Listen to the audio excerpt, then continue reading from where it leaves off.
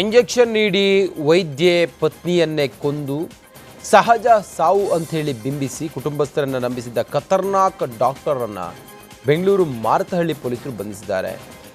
General surgeon doctor Mahendra Reddy ಬಂಧಿತ ಆರೋಪಿಯಾಗಿದ್ದು, ಪತ್ನಿ ಕೃತಿಕಾ ರೆಡ್ಡಿಗೆ ಅನಾರೋಗ್ಯ ಸಮಸ್ಯೆ ಇದ್ದ ಕಾರಣ ಈತ ಕೊಲೆ ಮಾಡಿದ್ದಾನೆ ಎಂಬ ವಿಷಯ ತನಿಖೆ ವೇಳೆ ಗೊತ್ತಾಗಿದೆ. ಮಹೇಂದ್ರ ರೆಡ್ಡಿಯನ್ನ 29ನೇ ACMM ನ್ಯಾಯಾಲಯ 7 ದಿನ ಪೊಲೀಸ್ ಕಸ್ಟಡಿಗೆ ನೀಡಿದೆ. ಪೊಲೀಸರ ವಿಚಾರಣೆಯಲ್ಲಿ ಮತ್ತಷ್ಟು ಶಾಕಿಂಗ್ ವಿಷಯಗಳು ಹೊರಬರುವ ಸಾಧ್ಯತೆ ಇದೆ.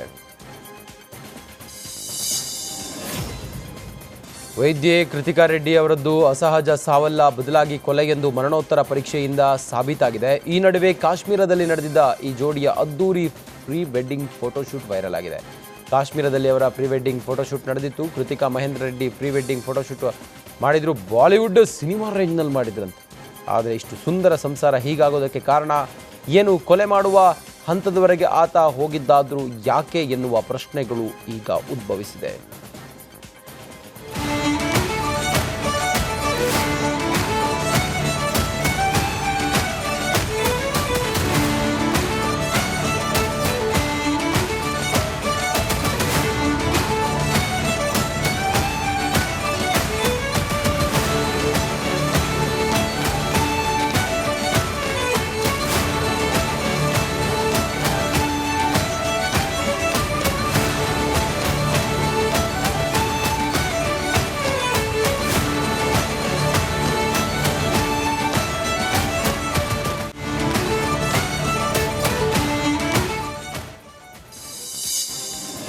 ಮಗಳು ಕೃತಿಕಾ ರೆಡ್ಡಿಯ ಸಾವಿನ ಕುರಿತು ತಂದೆ ಮುನಿರೆಡ್ಡಿ ಪ್ರತಿಕ್ರಿಯೆ ನೀಡಿದ್ದಾರೆ. FSL ರಿಪೋರ್ಟ್ ಬಂದ ನಂತರ ಅದು ಕೊಲೆ ಅಂತ ಗೊತ್ತಾಗಿದೆ. ಸಹಜ ಸಾವು ಅಲ್ಲ, ಪಿತೂರಿ ಮಾಡಿ ಕೊಲ್ಲಲಾಗಿದೆ ಅಂತ ಗೊತ್ತಾಗಿದೆ.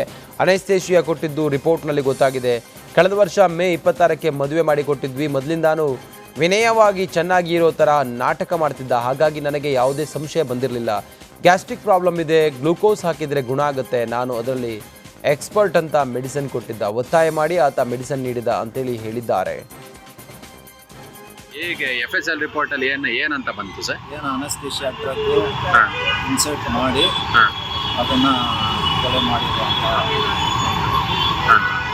ಈಗ ಯಾವಾಗ ಮದುವೆ ಮಾಡಿಕೊಟ್ಟಿದ್ದೀವಿ ನಾವು ಇದನ್ನ ಹೋದ ವರ್ಷ 26ಕ್ಕೆ ಮದುವೆ ಮಾಡಿದ್ದು. ಈಗ ಇವನ ಮೇಲೆ ಏನು ಡೌಟ್ ಬರಲಿಲ್ವಾ ಸರ್? ಇಲ್ಲ, ಮೊದಲಿಂದ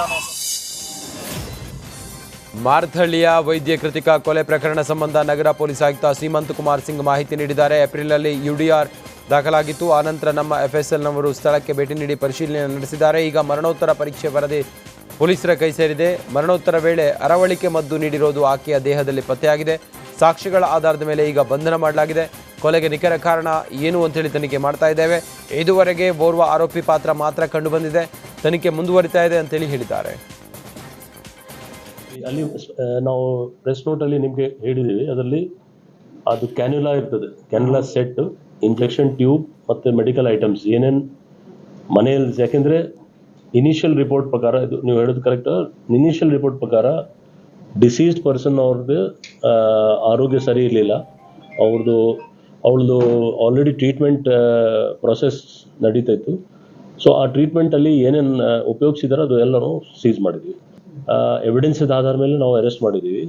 ಮತ್ತು ಅರೆಸ್ಟೇ ಮಾತ್ರ ಅಲ್ಲ, ಚಾರ್ಜ್ ಶೀಟ್ ಇಂಪಾರ್ಟೆಂಟ್ ಇದೆ. ಸೊ ಚಾರ್ಜ್ ಶೀಟ್ ಟೈಮಲ್ಲಿ ಇದೆಲ್ಲ ನಾವು ಈ ಎಲ್ಲ ಆ್ಯಂಗಲ್ ನೋಡ್ತೀವಿ, ಅದು ಎಲ್ಲಿಂದ ಬಂತು. ನನ್ನ ಪ್ರಕಾರ ಯಾವುದು ಕೇಸ್ ಪೊಲೀಸ್ ಹತ್ರ ಹೈ ಅಥವಾ ಲೋ ಇಲ್ಲ.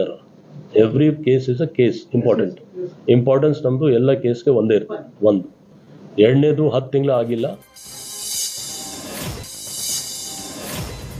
ಇನ್ಫೋಸಿಸ್ ಮುಖ್ಯಸ್ಥರಾದ ನಾರಾಯಣ ಮೂರ್ತಿ ಹಾಗೂ ಸುಧಾ ನಾರಾಯಣ ಮೂರ್ತಿ ಜಾತಿ ಗಣತಿ ಸಮೀಕ್ಷೆಯಿಂದ ಹಿಂದೆ ಸರಿದಿದ್ದಾರೆ. ಸಮೀಕ್ಷೆಗೆ ಬಂದ ಗಣತಿದಾರರಿಗೆ ನೇರವಾಗಿ ನಮ್ಮ ಮನೆ ಸಮೀಕ್ಷೆ ಮಾಡಬೇಡಿ ಅಂತೇಳಿ ಹೇಳಿದ್ದಾರೆ. ನಾವು ಯಾವುದೇ ಹಿಂದುಳಿದ ಜಾತಿಗೆ ಸೇರಿಲ್ಲ, ಹೀಗಾಗಿ ನಾವು ಸರ್ಕಾರದಿಂದ ನಡೆಸ್ತಾ ಇರುವ ಸಮೀಕ್ಷೆಯಲ್ಲಿ ಭಾಗವಹಿಸೋದಿಲ್ಲ ಅಂತೇಳಿ ಹಿಂಬರಹ ಕೊಟ್ಟಿದ್ದಾರೆ. ಸಮೀಕ್ಷೆಗೆ ಬಂದ ಗಣತಿದಾರರ ಸಮೀಕ್ಷಾ ಪತ್ರದಲ್ಲೇ ಸುಧಾಮೂರ್ತಿ ಹಿಂಬರಹ ಬರೆದು ಕೊಟ್ಟಿದ್ದಾರೆ. ಈ ಸಮೀಕ್ಷೆ ಸರ್ಕಾರಕ್ಕೆ ಯಾವುದೇ ಉಪಯೋಗವಿಲ್ಲ, ಹೀಗಾಗಿ ನಾವು ಇದರಲ್ಲಿ ಭಾಗವಹಿಸುವುದು ಇಲ್ಲ ಅಂತೇಳಿ ಸ್ವಯಂ ದೃಢೀಕರಣ ಪತ್ರದ ಮೂಲಕ ಉತ್ತರಿಸಿದ್ದಾರೆ. ರಾಜ್ಯದಲ್ಲಿ RSS ಚಟುವಟಿಕೆ ಬ್ಯಾನ್ ಆಗುತ್ತಾ ಎಂಬ ಅನುಮಾನ ಮೂಡಿದೆ. ಮೈಸೂರಿನಲ್ಲಿ ಪ್ರತಿಕ್ರಿಯೆ ನೀಡಿರುವ CM ಸಿದ್ದರಾಮಯ್ಯ ಈ ಬಗ್ಗೆ ಸುಳಿವು ಕೊಟ್ಟಿದ್ದಾರೆ. ದುಷ್ಟಶಕ್ತಿಗಳು ಸಚಿವ ಪ್ರಿಯಾಂಕ್ ಖರ್ಗೆಗೆ ಬೆದರಿಕೆ ಹಾಕ್ತಾ ಇದ್ದಾರೆ. ಆ ಬೆದರಿಕೆಗಳಿಗೆಲ್ಲ ಅವರು ಜಗ್ಗಲ್ಲ, ನಾವು ಜಗ್ಗೋದಿಲ್ಲ. ಪ್ರಿಯಾಂಕ್ ಖರ್ಗೆ ಬರೆದ ಪತ್ರದಲ್ಲಿ ತಪ್ಪೇನಿದೆ? ಅಂತೇಳಿ ಪ್ರಶ್ನೆ ಮಾಡಿದ್ದಾರೆ. ತಮಿಳುನಾಡಿನ ಸರ್ಕಾರಿ ಜಾಗದಲ್ಲಿ RSS ನಿಷೇಧ ಇದೆ, ಆ ನಿಯಮವನ್ನು ಕರ್ನಾಟಕದಲ್ಲಿ ಜಾರಿಗೆ ತನ್ನಿ ಅಂತೇಳಿ ಹೇಳಿದ್ದಾರೆ. ಈ ಪತ್ರವನ್ನು ಬಹಳ ಗಂಭೀರವಾಗಿ ಪರಿಗಣಿಸಿದ್ದೇವೆ ಅಂತ ಕೂಡ ಹೇಳಿದ್ದಾರೆ. ಬೆದರಿಕೆ ಕರೆಗಳು ಬರ್ತಾ ಇದ್ದಾವೆ ಅಂತೇಳಿ ನನಗೂ ಹೇಳಿದ್ರು. ಪ್ರಿಯಾಂಕರ್ಗೆ ಈಗ ಬೆದರಿಕೆ ಯಾರು ಕೊಡ್ತಾ ಇರೋದು?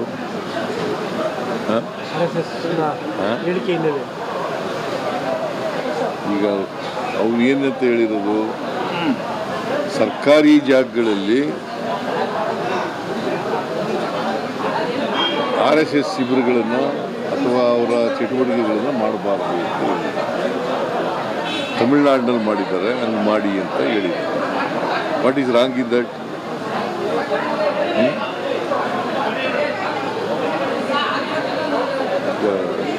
ಸರ್ಕಾರಿ ಜಾಗ ನಾನು ನೋಡಿ ತಮಿಳುನಾಡಿನದು ಥರ ಕೇಳ್ತೀನಿ ಚೀಫ್ ಸೆಕ್ರೆಟರಿಗೆ.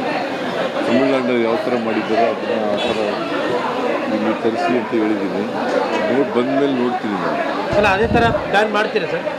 ಅದೇ ಥರ ಬ್ಯಾನ್ ಮಾಡ್ತೀರಾ ಸರ್ ಕರ್ನಾಟಕ? ಬಂದು ನೋಡಬೇಕಲ್ಲ ಮೊದಲು ಯಾವ ಥರ ಮಾಡಿದ್ದಾರೆ ಅಂತ ಗೊತ್ತಿಲ್ಲ ನನಗೆ. ತಮಿಳುನಾಡಿನಲ್ಲಿ ಏನು ಮಾಡಿದ್ದಾರೆ, ಅಲ್ಲಿ ಚೀಫ್ ಮಿನಿಸ್ಟ್ರು, ಅಲ್ಲಿ ಸರ್ಕಾರ,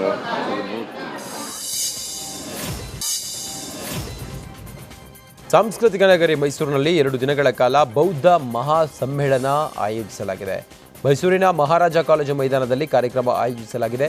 ಸಂವಿಧಾನ ಶಿಲ್ಪಿ ಡಾಕ್ಟರ್ BR ಅಂಬೇಡ್ಕರ್ ಅವರು ಬೌದ್ಧ ಧರ್ಮ ಸ್ವೀಕಾರ ಕಾಣಿ 70 ವರ್ಷಗಳು ಆದ ಹಿನ್ನೆಲೆಯಲ್ಲಿ ಬೌದ್ಧ ಮಹಾ ಸಮ್ಮೇಳನ ಆಯೋಜಿಸಲಾಗಿದೆ. ಸಮ್ಮೇಳನದಲ್ಲಿ ಸಿಎಂ ಸಿದ್ದರಾಮಯ್ಯ, ಸಚಿವರಾದ doctor G Parameshwar, Satish Jarkiholi, doctor HC Mahadevappa, ಶಾಸಕರಾದ AR ಕೃಷ್ಣಮೂರ್ತಿ, ಪುಟ್ಟರಂಗ ಶೆಟ್ಟಿ, ನರೇಂದ್ರ ಸ್ವಾಮಿ, ಡಿ ರವಿಶಂಕರ್, ದರ್ಶನ್ ಧ್ರುವನಾರಾಯಣ್, MLCಗಳಾದ doctor D Thimmaiah, doctor Yathindra ಸೇರಿದಂತೆ ಇನ್ನಿತರ ಪ್ರಮುಖರು ಸಮಾರಂಭದಲ್ಲಿ ಭಾಗಿಯಾಗಿದ್ದರು. ರಾಜ್ಯದಲ್ಲಿ ಜಾತಿ ವ್ಯವಸ್ಥೆ ಬಹಳ ಆಳವಾಗಿ ಬೇರ್ಬಿಟ್ಟಿದೆ ಎಂದು ಸಿಎಂ ಸಿದ್ದರಾಮಯ್ಯ ಹೇಳಿದ್ದಾರೆ. ಮೈಸೂರಿನಲ್ಲಿ ನಡೆದ ಬೌದ್ಧ ಸಮಾವೇಶದಲ್ಲಿ ಅವರು ಮಾತಾಡಿದರು. ಅಂಬೇಡ್ಕರ್ ಹಿಂದೂ ಧರ್ಮದ ಅಸಮಾನತೆ ನಿವಾರಿಸಲು ಬಹಳ ಪ್ರಯತ್ನ ಪಟ್ಟರು, ಅದು ಸಾಧ್ಯವಾಗಲಿಲ್ಲ. ಜಾತಿ ವ್ಯವಸ್ಥೆ ಬದಲಾಗಬಾರದು ಎಂದು ಪಟ್ಟಭದ್ರ ಹಿತಾಸಕ್ತಿಗಳು ಕೆಲಸ ಮಾಡ್ತಾ ಇವೆ, ಮನುವಾದಿಗಳು ಈ ಕೆಲಸ ಮಾಡುತ್ತಿವೆ ಎಂದು ಹೇಳಿದ್ದಾರೆ. ಈ ಸಮಾಜ ಸುಧಾರಕರೆಲ್ಲೋ ಅನೇಕ ಜನ ಸಮಾಜ ಸುಧಾರಕರು ಈ ದೇಶದಲ್ಲಿ ಪ್ರಯತ್ನವನ್ನು ಮಾಡಿದ್ದಾರೆ. ಆದರೆ ಜಾತಿ ಬದಲಾವಣೆ ಆಗಿಲ್ಲ. ಯಾಕಂತಂದ್ರೆ ನಮ್ಮ ಜಾತಿ ವ್ಯವಸ್ಥೆ ಇದೆಯಲ್ಲ, ಸಾಮಾಜಿಕ ವ್ಯವಸ್ಥೆ ಇದೆಯಲ್ಲ, ಬಹಳ ಆಳವಾಗಿ ಬೇರ್ಬಿಟ್ಟು ಪಟ್ಟಭದ್ರ ಹಿತಾಸಕ್ತರು ಇವತ್ತೂ ಕೂಡ ಬದಲಾವಣೆ ಆಗಬಾರ್ದು ಅಂತಲೇ ಇರತಕ್ಕಂಥದ್ದು. ಬದಲಾವಣೆ ಮಾಡಿದ್ರೆ ಶೋಷಣೆ ಮಾಡಲಿಕ್ಕೆ ಅವಕಾಶ ಇರಲ್ಲ. ಶೋಷಣೆ ಮಾಡಬೇಕಾದ್ರೆ ಅಸಮಾನತೆಯಿಂದ ಕೂಡಿರ್ತಕ್ಕಂಥ ಇದನ್ನ ನಮಗೆ ಬೌದ್ಧ ಧರ್ಮ ಬೇಕು, ಬುದ್ಧನೆಡೆಗೆ ಹೋಗಬೇಕು ಎಂದು ಗೃಹ ಸಚಿವ ಪರಮೇಶ್ವರ್ ಹೇಳಿದ್ದಾರೆ. ಮೈಸೂರಿನಲ್ಲಿ ನಡೀತಾ ಇರುವ ಬೌದ್ಧ ಸಮ್ಮೇಳನದಲ್ಲಿ ಅವರು ಮಾತಾಡಿದರು. ಬುದ್ಧನ ಕೂಗು ಈ ದೇಶದಲ್ಲಿ ಈಗ ಹೆಚ್ಚಾಗ್ತಾ ಇದೆ. ಹಿಂದೂ ಸಮಾಜ ಸಮಾನತೆಯ ಪಾಠವನ್ನು ಕಲಿಯಲಿಲ್ಲ, ಶೋಷಿತರು ಬೌದ್ಧರಾಗ್ತಿದ್ದಾರೆ, ಇನ್ನು ಕಾಯಲು ಸಾಧ್ಯವಿಲ್ಲ. ನಮಗೆ ಬೌದ್ಧ ಧರ್ಮ ಬೇಕು, ಬುದ್ಧನೆಡೆಗೆ ಹೋಗಬೇಕು ಎಂದು ಹೇಳಿದ್ದಾರೆ. ಮಾದೇವಪ್ಪನವರು ಸೋಷಿಯಲ್ ವೆಲ್ಫೇರ್ ಮಿನಿಸ್ಟರ್ ಆಗಿ ಕಾರ್ಯಕ್ರಮ ಕೊಡಬಹುದು, ಸಿದ್ದರಾಮಯ್ಯನವರು 100 ಕಾರ್ಯಕ್ರಮ ಕೊಡಬಹುದು. ಆದರೆ ನಮಗೆ ದಿನನಿತ್ಯ ಆಗುವಂತ ನೋವು, ಶೋಷಣೆ ಅದು ಸಾಧ್ಯ ಇಲ್ಲ ಈ ಕಾರ್ಯಕ್ರಮಗಳಿಂದ.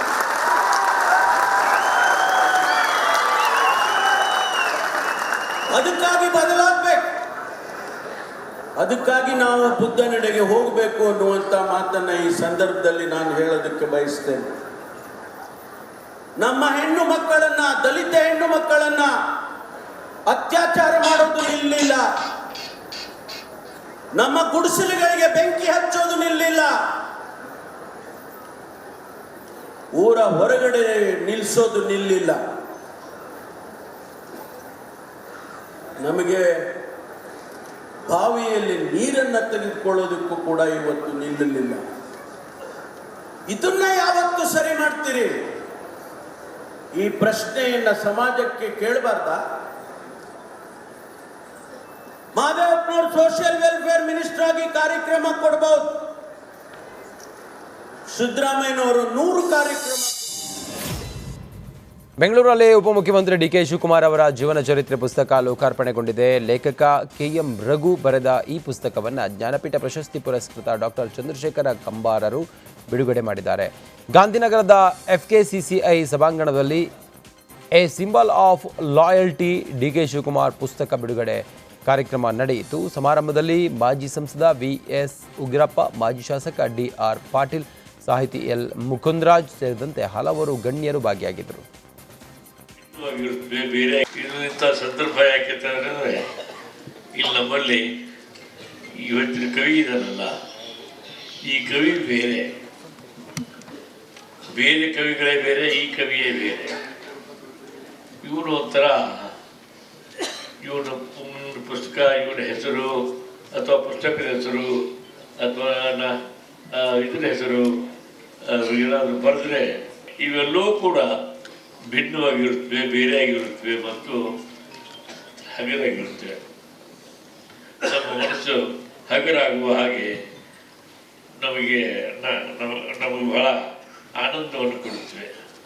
ಅಂಥ ಒಬ್ಬ ಬರಹಗಾರರ ಕೃತಿಯನ್ನು ಇಲ್ಲಿ ಬಿಡುಗಡೆ ಮಾಡಿದ್ದೇವೆ ಮತ್ತು ಅಂಥವನನ್ನು ನಾವು FKCCI ಸಭಾಭವನದಲ್ಲಿ ನಡೆದ ಪುಸ್ತಕ ಬಿಡುಗಡೆ ಸಮಾರಂಭದಲ್ಲಿ ಈ ಹಿಂದೆ ಬಂದಿದ್ದ DCM ಆಫರ್ ಬಗ್ಗೆ ಡಿ.ಕೆ. ಶಿವಕುಮಾರ್ ಮಾತನಾಡಿದ್ದಾರೆ. ಅಂದು DCM ಆಗ್ತೀರಾ ಅಥವಾ ಜೈಲಿಗೆ ಹೋಗ್ತೀರಾ, ಎರಡರಲ್ಲಿ ಒಂದು ಆಯ್ಕೆ ಮಾಡಿ ಜನರನ್ನ ವಾಪಸ್ ಕಳಿಸಿ ಅಂದರು. ಅಂದು ಪಕ್ಷದ ನಿಷ್ಠೆಗಾಗಿ DCM ಬೇಡ, ಜೈಲಿಗೆ ಹೋಗ್ತೇನೆ ಅಂದೆ ಅಂಥೇಳಿ ಡಿ.ಕೆ. ಶಿವಕುಮಾರ್ ಹೇಳಿದ್ದಾರೆ. ಮನಸ್ಸು ಮಾಡಿದರೆ ಎಂದೋ DCM ಆಗಬಹುದಿತ್ತು ಅಂಥೇಳಿ DCM ಡಿ.ಕೆ. ಶಿವಕುಮಾರ್ ಹೇಳಿದ್ದಾರೆ. ಶಾಸಕರು ಹೋದಾಗ ಬಾಂಬೆ ವಿಚಾರ ಬಂತಾ ಇತ್ತು. ಬಾಂಬೆಕಿನ್ನ ವಿಚಾರ ನನ್ನ ಕನಕಪುರದಲ್ಲಿದೆ. ಕೆಲವು ನಮ್ಮ ಸ್ನೇಹಿತರು ಇಲ್ಲಿದ್ದಾರೆ, ಅವ್ರಿಗೆ ಗೊತ್ತು. ಓಡಿ ಬಂದೆ ಅಸೆಂಬ್ಲಿ ಇಲ್ಲಿ 10 ಜನ ಹೋಗಿ ಸ್ಪೀಕರ್ಗೆ ರೆಸಿಗ್ನೇಷನ್ ಕೊಡಕ್ಕೆ ಹೋಗಿದ್ರು. ಬಂದೆ ನಾನು ಕನಕಪುರದಲ್ಲಿದ್ದಾಗ. ಬಂದು ಒಂದು 5-6 ಜನ ಶಾಸಕರನ್ನ ವಾಪಸ್ ಕರ್ಕೊಂಡು ಬಂದೆ ನನ್ನ ಕ್ವಾರ್ಟರ್ಸ್ಗೆ. ಕರ್ಕೊಂಡು ಬಂದಾಗ ನನಗೆ ದೆಹಲಿಯಿಂದ ಫೋನ್ ಬಂತು. BJPಯಿಂದ ಯಾರಿಂದ ಬಂತು ನಾನು ಹೆಸರು ಹೇಳಕ್ ಬೇಡ. ಈಗ ನಾನು ಯಾರೊಬ್ಬ ಇನ್ಕಮ್ ಟ್ಯಾಕ್ಸ್ ಆಡಿಟರ್ ಕೈಲಿ ಫೋನ್ ಮಾಡಿ ಅವ್ರ ಫೋನಿಂದ ನನಗೆ ಮಾತಾಡ್ಸೋದು. ನನ್ನ ತಮ್ಮನೂ ನನ್ನ ಜೊತೆ ಇಲ್ಲಿದ್ದ. ಒಬ್ಬ DG ಇದ್ದ ಇಲ್ಲಿ, ಅವನು ಮಾತಾಡ್ದ. ಹೇಳ್ತಾ ಇದ್ದಾರೆ ಡೆಲ್ಲಿಯಿಂದ ಇನ್ನೊಂದು ಫೋನಲ್ಲಿದ್ದಾನೆ, ನೀವು ಡೆಪ್ಟಿ CM ಆಯ್ತೀರಾ ಇಲ್ಲ ಜೈಲಿಗೆ ಹೋಗ್ತೀರಾ, ಎರಡರೊಂದು ಆಯ್ಕೆ ಮಾಡಬೇಕು, ಅವ್ರನ್ನ ವಾಪಸ್ ಕಳಿಸಿರೋ ಅಂತೇಳಿ. ಸೊ ನಾನು ನನ್ನ ತಮ್ಮ ಇದ್ದು ಏನ್ ಮಾಡ್ತೀರಿ, ಪಕ್ಷದ ನಿಷ್ಠೆ. ಬಹಳ ಚಿಕ್ಕ ವಯಸ್ಸಿನಲ್ಲೇ ರಾಜೀವ್ ಗಾಂಧಿ ಅವರು ನನ್ನನ್ನ ಒಂದು ಅಸೆಂಬ್ಲಿ ಟಿಕೆಟ್ ಕೊಟ್ಟಿದ್ರು, ಮಂತ್ರಿ ಮಾಡಿದ್ರು, ಬಂಗಾರಪ್ಪ ನನಗೆ ಸಹಕಾರ ಮಾಡಿದ್ರು. ಇಲ್ಲಿವರೆಗೂ ಬೆಳ್ಕೊಂಡು ಬಂದಿದ್ದೀನಿ. ನಾನು prefer a jail then becoming a deputy chief minister. ಪ್ರಧಾನಿ ನರೇಂದ್ರ ಮೋದಿ ವಿರುದ್ಧ ಕಾರ್ಮಿಕ ಸಚಿವ ಸಂತೋಷ್ ಲಾಡ್ ಗುಡುಗಿದ್ದಾರೆ. ರಾಯಚೂರಿನಲ್ಲಿ ಮಾತನಾಡಿದ ಅವರು, ಬಿಹಾರ ಚುನಾವಣೆಗೆ ಮೋದಿ ಸಾಹೇಬರು 10,000 ಬೋನಸ್ ಕೊಟ್ಟು ಬಿಟ್ಟಿದ್ದಾರೆ. ನಮ್ಮ ಅಮ್ಮಗೆ, ಅಕ್ಕ, ತಂಗಿ ಎಲ್ಲರಿಗೂ 10,000 ಕೊಟ್ಟಿದ್ದಾರೆ. ಪ್ರಧಾನಿ ನರೇಂದ್ರ ಮೋದಿ ಅವರು 11 ವರ್ಷ ಕೆಲಸ ಮಾಡಿ ಬಿಹಾರದಲ್ಲಿ 20ರಿಂದ 25 ವರ್ಷ BJP ಸರ್ಕಾರ ಆಡಳಿತ ಮಾಡಿದೆ. ಬಿಹಾರ ಎಷ್ಟು ಪ್ರಗತಿಯಾಗಿದೆ ಅಂದರೆ 1 ವರ್ಷಕ್ಕೆ ಆದಾಯ ಇರುವುದು ಕೇವಲ 60,000. ಮೋದಿ 10,000 ಹಣ ಕೊಟ್ಟು ವೋಟ್ ಕೇಳ್ತಾ ಇದ್ದಾರೆ ಎಂದು ಹೇಳಿದ್ದಾರೆ.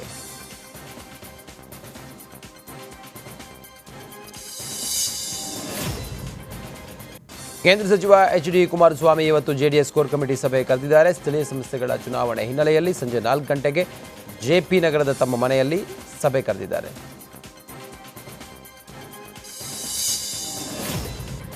ರಾಜ್ಯ ಸರ್ಕಾರದ ವಿರುದ್ಧ JDS ಶಾಸಕ ವೆಂಕಟಶಿವರೆಡ್ಡಿ ಕೋರ್ಟ್ ಮೊರೆ ಹೋಗಿದ್ದು, ಈ ಕುರಿತಾಗಿ ರಿಪಬ್ಲಿಕನ್ ಡಕ್ಕೆ ಪ್ರತಿಕ್ರಿಯೆ ನೀಡಿದ್ದಾರೆ. ಅನುದಾನ ತಾರತಮ್ಯಕ್ಕಾಗಿ ಕೋರ್ಟ್ ಮೆಟ್ಟಿಲೇರೋದು ನಿಜ.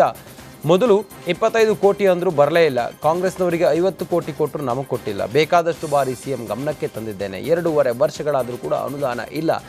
ಹಿಂಗಂತ ಮಾಡಿದರೆ ಹಿಂಗೆ, ಒಂದು ಮನೆ ಕೂಡ ಕೊಟ್ಟಿಲ್ಲ, ಝೀರೋ ಎಂದು ವಾಗ್ದಾಳಿ ನಡೆಸಿದ್ದಾರೆ.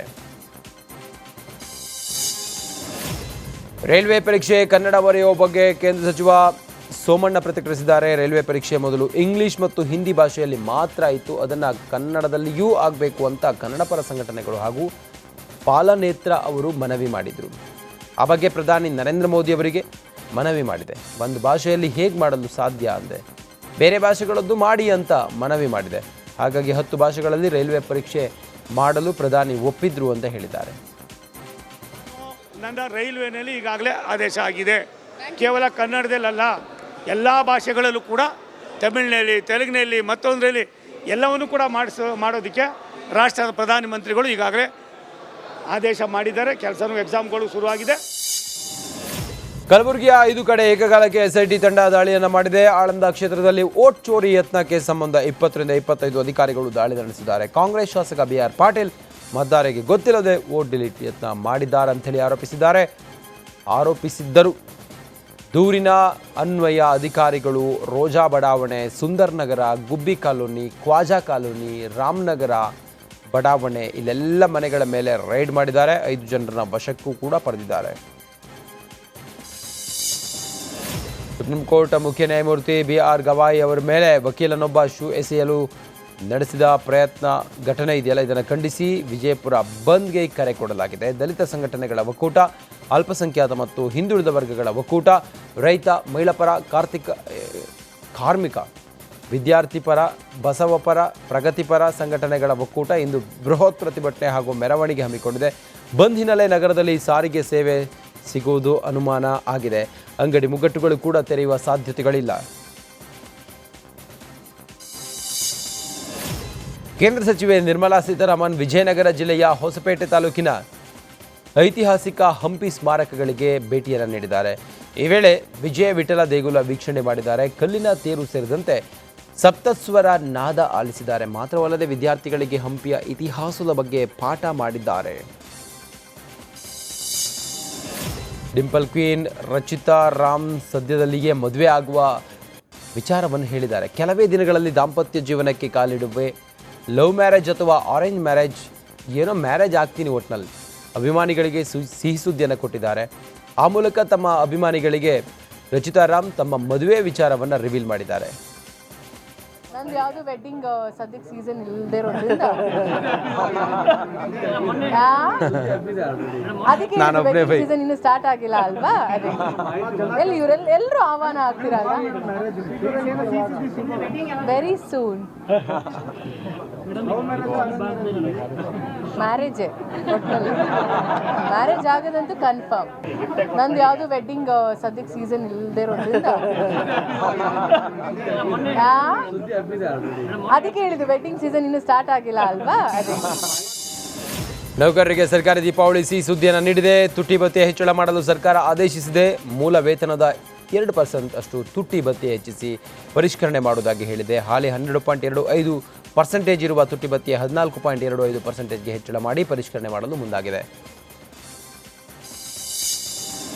SSLC PUC passing marks card 33% ಇಳಿಸಲಾಗಿದೆ. 2025-26ರಿಂದಲೇ ಹೊಸ ಮಾನದಂಡ ಜಾರಿ ಆಗಲಿದೆ ಅಂತೇಳಿ ಶಿಕ್ಷಣ ಸಚಿವ ಮಧು ಬಂಗಾರಪ್ಪ ಘೋಷಿಸಿದ್ದಾರೆ.